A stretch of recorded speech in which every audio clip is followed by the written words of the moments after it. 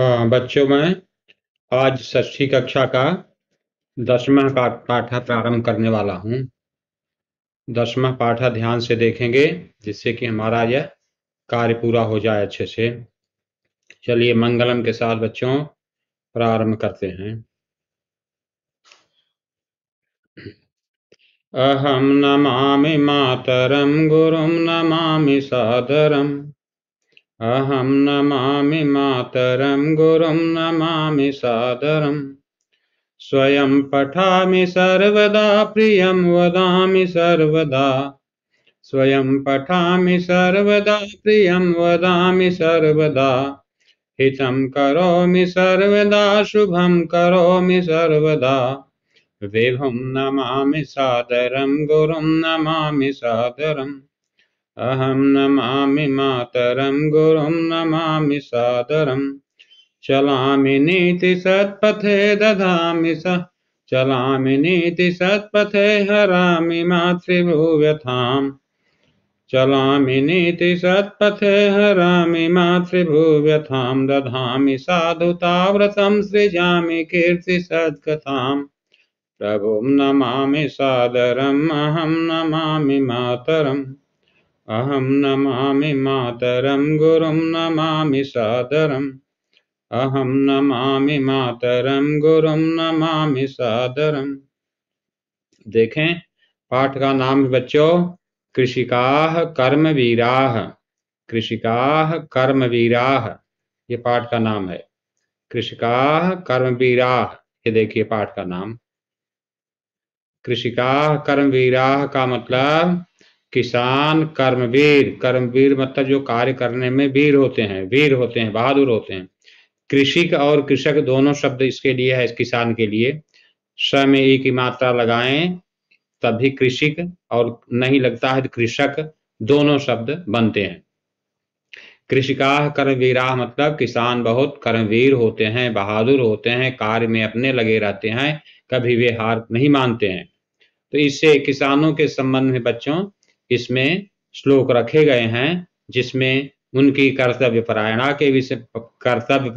के विषय में, उनके तत्परता के संबंध में और उनकी निष्ठा के संबंध में इसमें बहुत अच्छे से वर्णन किया गया है कि इसके लिए वे कार्य करने के लिए अमीरी या गरीबी या निर्धनता इत्यादि के विषय में ध्यान नहीं देते। भले ही उनके पास अच्छे कपड़े न हो, अच्छे घर न हो, खाने के लिए अच्छे अनाज न मिले, फिर भी वे कार्य में हमेशा तत्पर रहते हैं। इसी बात का इसमें वर्णन किया गया है। तो पहले हम पाठ में श्लोक को पढ़ेंगे, उनके शब्दार्थ समझेंगे और फिर उसके बाद उसका भावार्थ समझेंगे। बच्चों ध्यान से देखेंगे।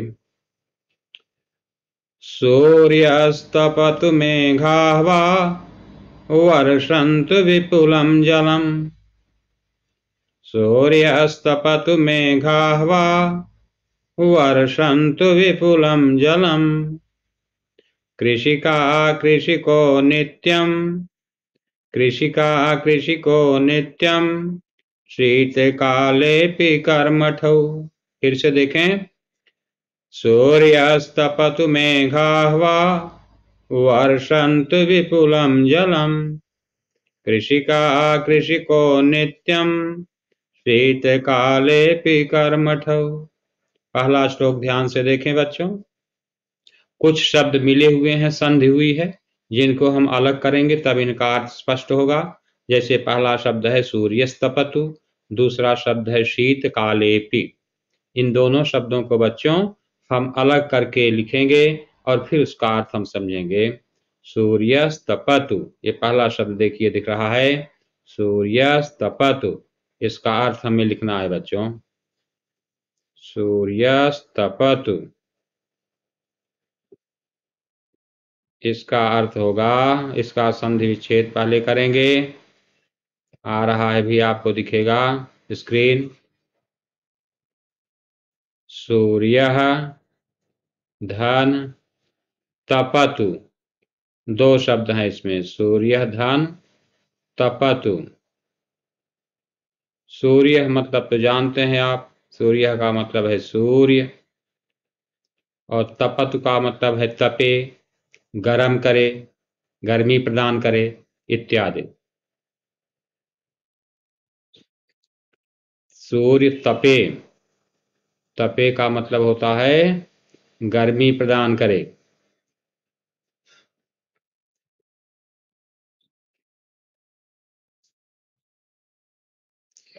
गर्मी प्रदान करे किस अर्थ में है? सूर्यस्तपतु। शीतकाले को भी अगर हम अलग अलग करेंगे बच्चों, शीत काले और दूसरा शब्द है आपी। शीतकाले मतलब ठंडी के समय में, जाड़ा के समय में, ठंडी या ठंडक जो कहें के समय में। आपी का मतलब होता है भी।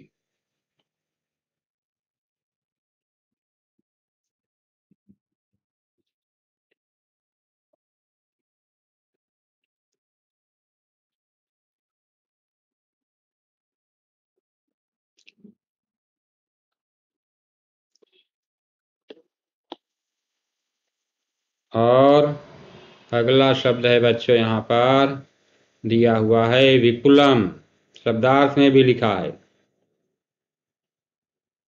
विपुलम का मतलब होता है अत्यधिक। विपुलम शब्द का अर्थ है अत्यधिक।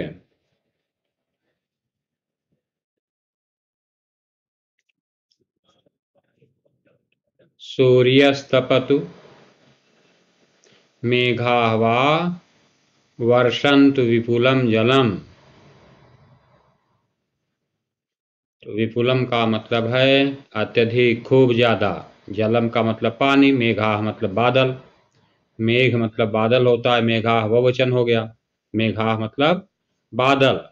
तो इस तरह से शब्दों का अर्थ देखें। कृषिका और कृषकः, ये कृषको नित्यम लिखा गया है। कृषकः शब्द है, विसर्ग का ओ हो गया है संधि होकर के, यहाँ पर ये मूल शब्द कृषिकः ही है। नित्यम मतलब हमेशा। शीतकाले कर्मठौ मतलब होता है कार्य में तत्पर, कार्य में लगे हुए, कर्मशील, कार्य में सक्रिय। शब्दार्थ में दिया गया है बच्चों, ये शब्द जो शब्दार्थ में दिए गए हैं उनको मैं बार बार शब्दार्थ लिखने की कोशिश नहीं कर रहा हूं। कर्मठौ का मतलब होगा कार्य में लगे हुए, कार्य में तत्पर, क्रियाशील। कर्मठ मतलब क्रियाशील, एक्टिव इन वर्क। अब देखें इसका अर्थ। सूर्य तपतु, चाहे सूर्य बहुत अधिक गर्मी दे। मेघाक मतलब बता दिए बादलवा मतलब अथवा। चाहे सूरज बहुत ज्यादा गर्मी प्रदान करे, या मेघा बादल विपुलम जलम वर्षंत, खूब अधिक पानी बरसे या बरसाए। चाहे बादलों से खूब ज्यादा पानी बरसे बच्चों बरसात के समय में, चाहे गर्मी में सूरज बहुत ज्यादा तपे, गर्मी प्रदान करे। किंतु और शीतकाले भी, ठंडक के समय में भी, बरसात गर्मी और जाड़ा सब समय में। कृषिका और कृषकः, महिला किसान और पुरुष किसान, मतलब ये नहीं केवल पुरुष ही काम करते हैं, महिलाएं नहीं करती। खेती के कार्य में दोनों कार्य करते हैं, इसलिए पुरुष किसान और महिला किसान ये दोनों नित्यम कर्मिठम, हमेशा कार्य में लगे रहते हैं, हमेशा कार्य में तत्पर रहते हैं, हमेशा क्रियाशील रहते हैं, एक्टिव रहते हैं, कभी भी वे कार्य को बंद नहीं करते। ये इसका भावार्थ हुआ बच्चों। फिर से इसका भावार्थ आप लिख लें। भावार्थ इसका लिख लें तो आपके पास हमेशा रहेगा इसका अर्थ लिखने के लिए। ये देखिए हम भावार्थ आपको दिखा रहे हैं, ये यहाँ पर भावार्थ मैंने बनाया है, ध्यान से लिख लेंगे बच्चों। ये भावार्थ देखिए और नोट कीजिए इसको। सूर्यास्तपतु मेघावा वर्षन्तु विपुलम जलम। ध्यान से देखेंगे। सूर्यास्तपतु मेघावा वर्षन्तु विपुलम जलम। कृषिका कृषिको नित्यम शीतकालेऽपि कर्मठौ।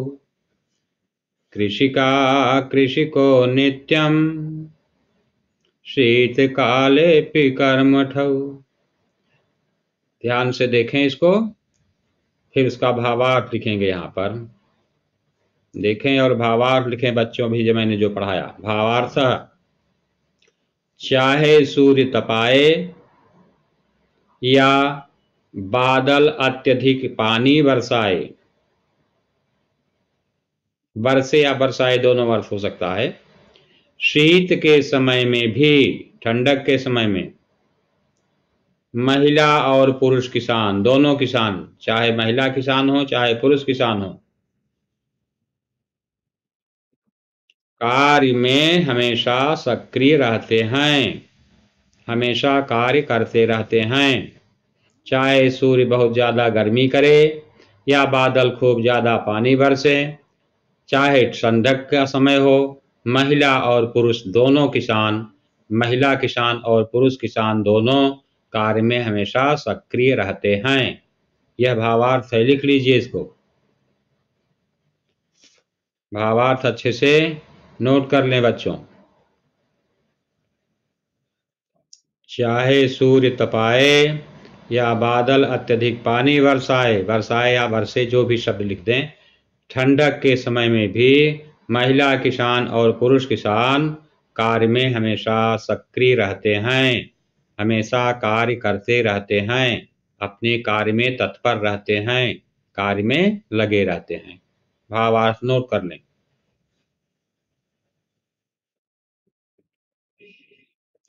सूर्यस्तपतु मेघाः वा वर्षन्तु विपुलं जलम्, कृषिका कृषको नित्यं शीतकालेऽपि कर्मठौ।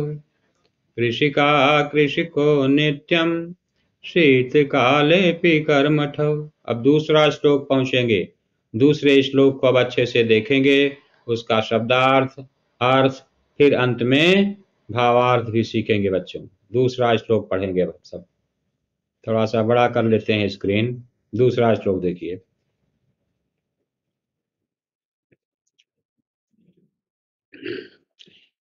ग्रीष्मे शरीरम सस्वेदम, ध्यान से देखेंगे।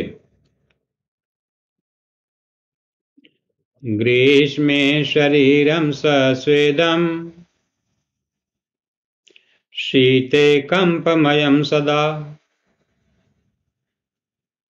हलेन च कुदालेन तव तु क्षेत्राणि कर्षतः। ग्रीष्मे शरीरं सस्वेदं, शीते कंपमयं सदा, हलेन च कुदालेन तव तु क्षेत्राणि कर्षतः। शब्दों के अर्थ देखें। ग्रीष्म मतलब गर्मी के समय में, शरीरम का मतलब शरीर, सस्वेदम मतलब पसीने से भरा हुआ, पसीने से युक्त, और शीते मतलब ठंडक के समय में, कंपमयम सदा हमेशा, कंपमय मतलब कांपने वाला, कांपता रहता है। हलेन च कुदालेन, हल्क से और कुदाल से, कुदाल भी खोदने का एक यंत्र है, खुदाई या गुड़ाई करता रहता है, छोटा सा हल जैसा छोटा सा रूप है उसका। तव तु वे दोनों, तव मतलब वे दोनों, क्षेत्राणि मतलब खेतों को, कर्षतः मतलब जोतते हैं, हमेशा खेत की जुताई करते रहते हैं, बंद नहीं करते अपना काम। तो कुछ जो शब्दार्थ हैं कुछ इनको लिख लेते हैं हम, तब जिससे कि अर्थ स्पष्ट हो जाए बच्चों। शब्दार्थ को जरूर लिखना चाहिए। चलिए नोट करते हैं। ग्रीष्मे शरीरं सस्वेदं, ग्रीष्मे शरीरं सस्वेदं, ग्रीष्मे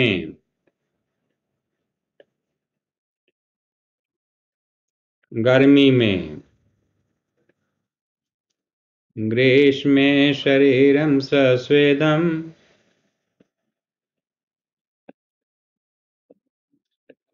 गर्मी में,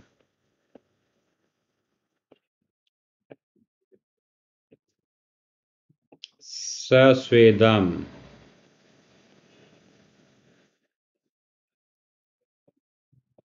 स्वेद मतलब पसीना, सस्वेदम मतलब पसीने से भरा हुआ या पसीने से युक्त।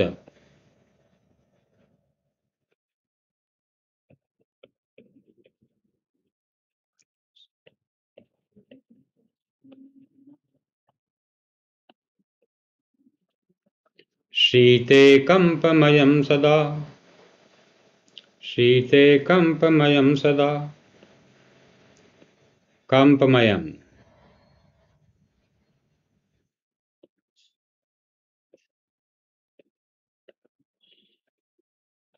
कंपमयम का मतलब हुआ बच्चों कंपन से युक्त। कंपन मतलब कांपना, कंपन से, या इसको हम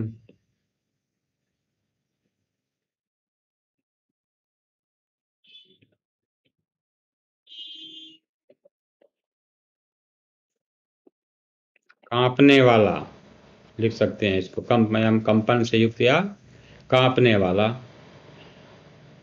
शरीर ग्रीष्मे शरीरं सस्वेदं शीते कंपमयं सदा, शीते कंपमयं सदा,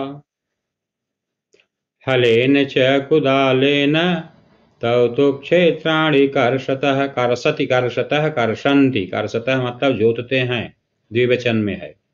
कर्षतः जुताई करते हैं, लिख सकते हैं। अब भूलने का चांस हो आपको तो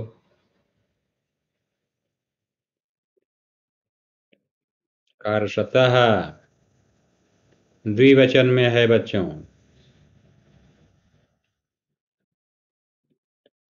जुताई करते हैं।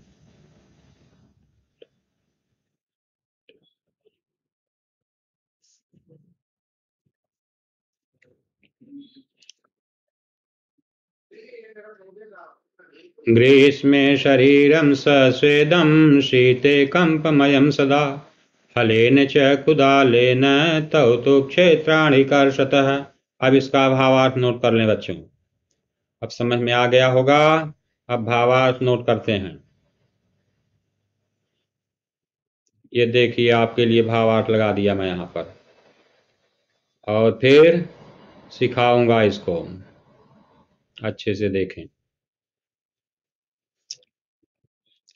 ग्रीष्मे शरीरं सस्वेदं, ध्यान से देखेंगे बच्चों।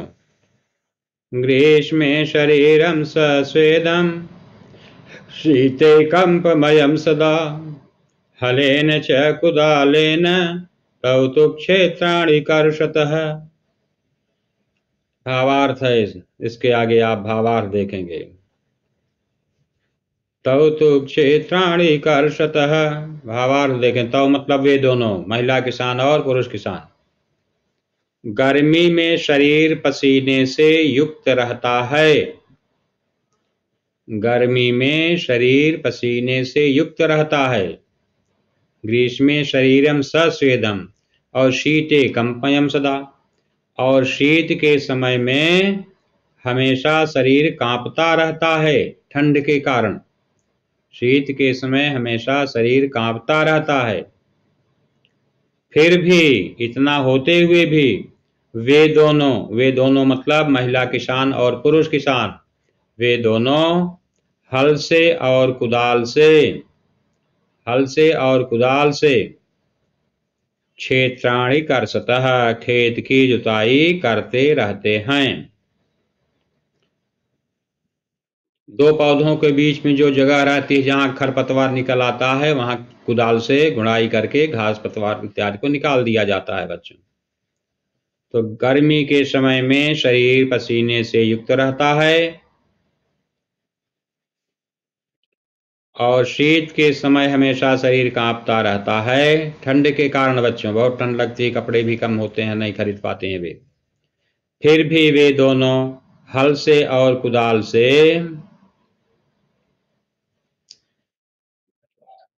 खेत की जुताई करते रहते हैं। भावार्थ नोट कर लीजिए। दूसरे श्लोक का भावार्थ लिख लीजिए बच्चों।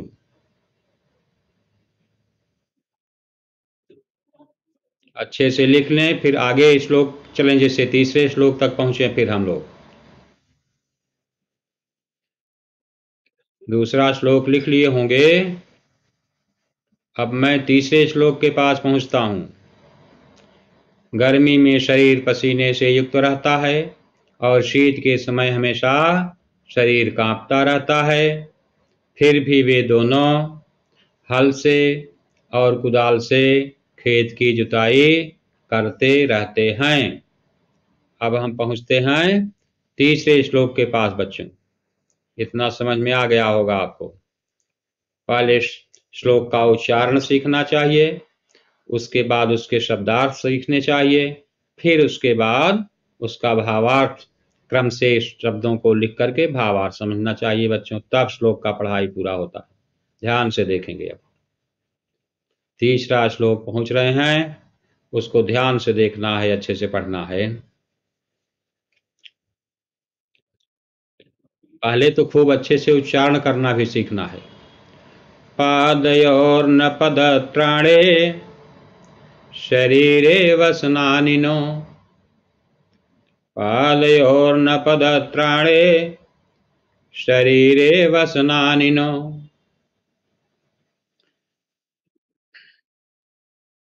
निर्धनं जीवनं कष्टं सुखं दूरे हि तिष्ठति। निर्धनं जीवनं कष्टं सुखं दूरे हि तिष्ठति। पादयोर्न पदत्राणे शरीरे वसनानिनो, निर्धनं जीवनं कष्टं सुखम दूरे ही तिष्ठति। ये तीसरा श्लोक है बच्चों, ध्यान से देखेंगे। पादयोर न पदत्राणे, ये पादयोर न में दो शब्द हैं, इनको अलग करेंगे और उनका अर्थ भी समझेंगे और फिर पदत्राणे का भी अर्थ समझेंगे। यहाँ पर पहुंचते हैं हम।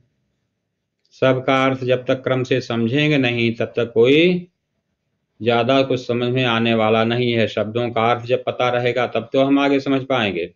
तो अर्थ समझने के लिए उनका शब्दार्थ भी लिखना चाहिए, तब तो पूरा अर्थ समझेंगे। यहाँ पर लिखते हैं अब हम, आप भी नोट करेंगे मेरे साथ। पादयोर्न पदत्राणे,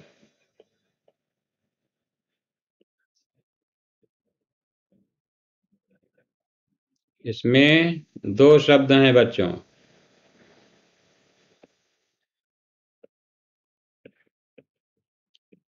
पादयोः द्विवचन है सप्तमी का। न, दो पैर होते हैं इसलिए द्विवचन का प्रयोग किया गया है। पैरों में,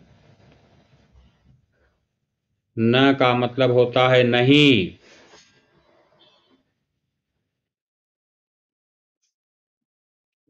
अगला शब्द है बच्चों पदत्राणे।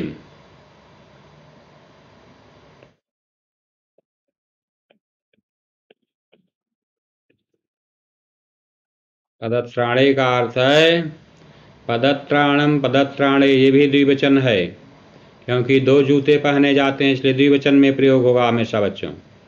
जूते, पदत्राणे का अर्थ हुआ जूते।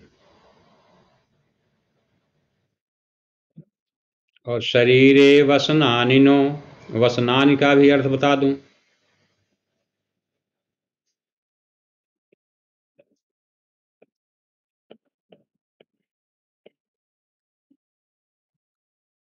वसनानि का अर्थ होता है बच्चों कपड़े। वसनान शब्द का अर्थ है कपड़े, लिख लेंगे।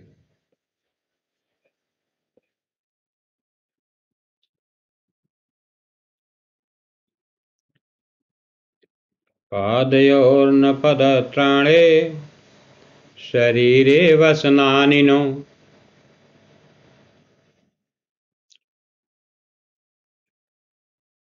पादयो मतलब दोनों पैरों में, न मतलब नहीं है, पदत्राणे मतलब जूते, पैरों में जूते उनके नहीं होते। शरीरे वसनानिनो, और गरीबी होने के कारण उनके यहाँ शरीर पर अच्छे कपड़े भी नहीं मिलते, फटे पुराने चिथड़े जो भी रहते हैं उसको बेचारे पहने रहते हैं वे।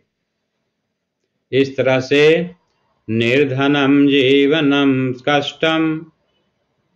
तब क्या होता है बच्चों, जब ऐसी स्थिति है तो निर्धनम जीवनम कष्टम, जीवन निर्धन होता है। निर्धन मतलब जहां धन नहीं हो, गरीब, जीवन बहुत गरीबी से भरा होता है, इसीलिए तो कष्टम, जीवन में कष्ट होता है। और सुखम दूरे ही तिष्ठति, सुख बहुत दूर बैठा रहता है उनके पास से, उनके पास, उनके नजदीक सुख नहीं जाता, सुख दूर ही रहता है। तिष्ठत मतलब रहता है, स्थित रहता है, बहुत दूर बैठता है जाकर के कि किसान के पास न पहुंच जाऊं, सुख नहीं मिलता उनको, ये कहने का मतलब है। तो शब्दार्थ हम लोगों ने समझ लिया, अब इसका भावार्थ देखते हैं बच्चों। अब इसका भावार्थ देखेंगे। तीसरे का भावार्थ, दूसरे तक का तो हम सब कर लिए थे, और तीसरे का भावार्थ एक साथ हम देखेंगे बच्चों, बिना घबराए हुए। ये देखिए भावार्थ मैंने लगाया है, तीसरे का भावार्थ आ रहा है आपके सामने, और उसको देख करके लिखना भी होगा बच्चों, उसको देखकर लिखना होगा भावार्थ आपको।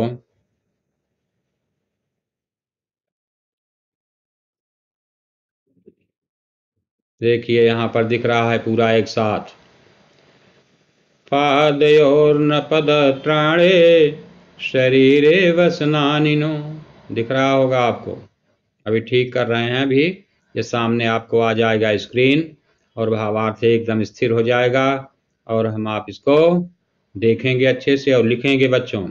पादयोर्न पदत्राणे शरीरे वसनानिनो निर्धनम जीवनम कष्टम, निर्धनम जीवनम कष्टम सुखम दूरे ही तिष्ठति। अर्थ लिखेंगे इनका, किसानों के पैरों में जूते नहीं होते, और शरीर पर अच्छे कपड़े नहीं होते। कपड़े नहीं होते का मतलब है नहीं कोई कपड़ा नहीं होता, होते हैं लेकिन अच्छे नहीं होते, फटे पुराने रहते हैं। निर्धनम जीवनम कष्टम, उनका जीवन गरीबी और कष्ट से भरा रहता है। सुखम दूरे ही तिष्ठति, सुख उनसे दूर रहता है, सुख उनसे दूर रहता है। किसानों के पैरों में जूते नहीं होते, लिखेंगे अर्थ को, और शरीर पर अच्छे कपड़े नहीं होते, उनका जीवन गरीबी और कष्ट से भरा रहता है। और सुखम दूरे ही तिष्ठति, सुख उनसे बहुत दूर रहता है, उनके पास नहीं आता, सुख जीवन में नहीं मिलता है जल्दी उनको। यह इसका भावार्थ हुआ बच्चों, लिख लेंगे अच्छे से, भावार्थ अच्छे से नोट कर लीजिए।